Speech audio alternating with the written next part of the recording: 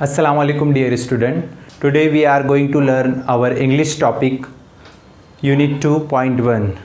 Dear student, हमारे घर में छोटे बच्चे होते हैं और वो सो नहीं पाते हैं, तब हम हमारे मम्मी, हमारे अब्बू, नानी, दादी, खाला कोई भी उन्हें कहानियाँ सुनाते हैं, हदीस सुनाते हैं, वाक़यात सुनाते हैं, किस्से सुनाते हैं। इसी तरह से उन्हें लोरी भी सुनाते हैं। देखो हम ये वीडियो देखते हैं।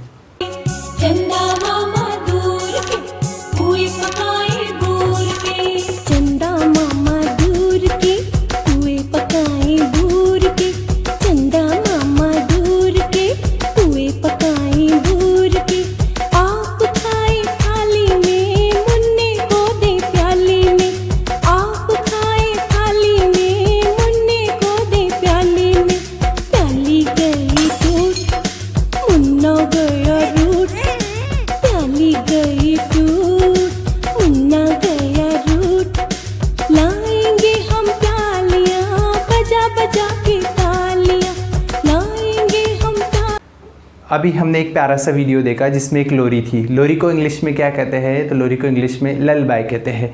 तो आज हम एक ललबाई के बारे में पढ़ेंगे जो बहुत प्यारी सी ललबाई है। दो बहनों के बारे में है, मिनी एंड विनी।